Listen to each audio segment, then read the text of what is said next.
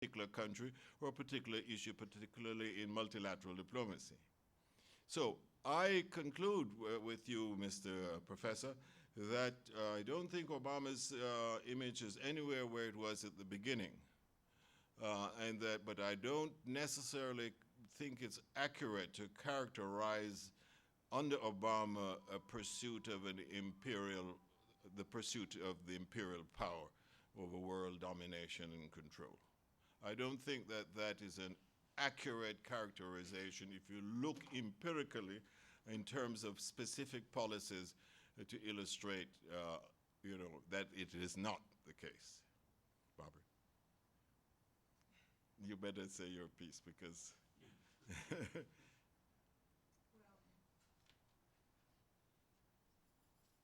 have to apologize because I'm a real zealot.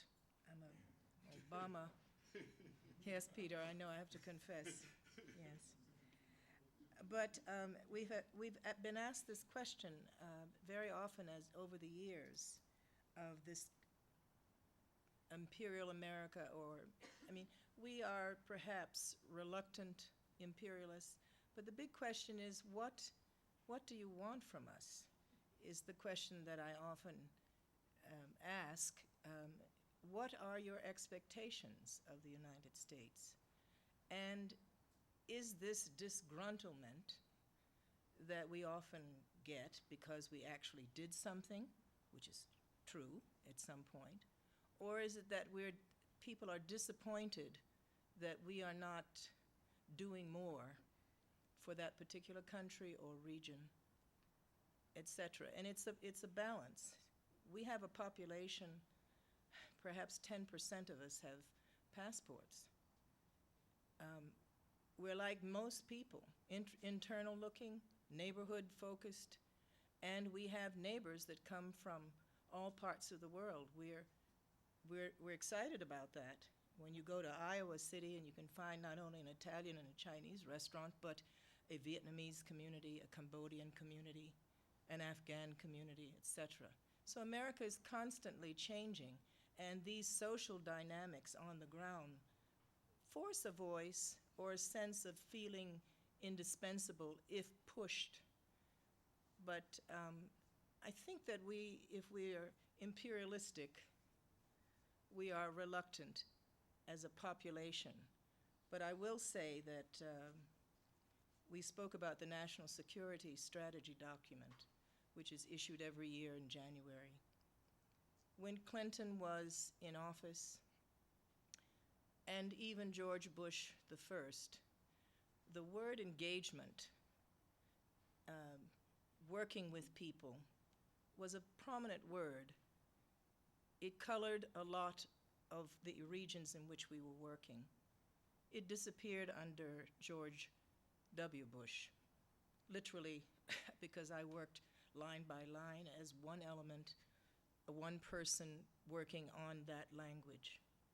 And there's a fight that goes on. What should be the thrust of America this year, this time, given these dynamics? And it's an important guide, but the word engagement disappeared. The word indispensable, authoritative, leader out front, those kinds of characterizations are very much something that we lived with for 8 years, and it affected our diplomacy. It's a little hard to give people space to come around to your view, which is a big part of diplomacy, when your instructions said, just tell them what we think, and tell me what they said, and just tell me what they said, and then the idea goes here. This administration, which I confess is a zealot, we worked hard for his election twice, but it's because the language and the approach of Obama is much more inclusive and collaborative. And perhaps, as Earl mentioned the other day, the reality that the world is changing and in flux, and that there are new countries rising, and that our mission in life is not to put a big foot on their rise, but to rather partner with them in a way that enhances our own interests. So, that's my comment.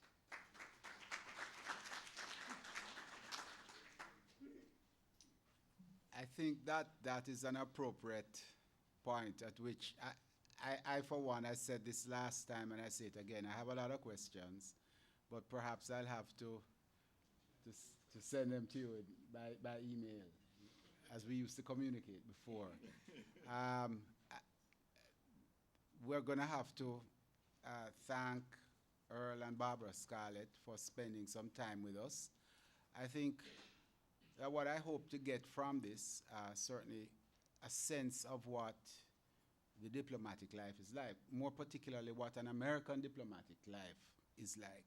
Some of that has come out. I know there's a lot more. And I know there are a lot of questions that an audience like this might have asked if given more time. I think there are a lot of details about the relationships with Jamaica, which Peter Rousseau raised, which perhaps we could flesh out a little more. And of course, the regional relationships and lots of issues which have not come out. But nonetheless, I want to thank them for spending time with us and for actually being so frank in terms of their own experiences and their own history. And it's just for me now to again thank the Dean of the Faculty for his help. This was really a joint effort. We put in a lot, but they put in a lot too. And we hope, certainly Sir Arthur Lewis Institute, of which I am the director, hopes to have more of these smaller forums in which we can have a more intimate discussion. I said last time that I would not allow blood sugar levels to fall to critical levels, and we are not going to allow it to happen because we do have some refreshments waiting for you outside, and perhaps we can continue the conversation there a little more in that section of the program. Thank you very much.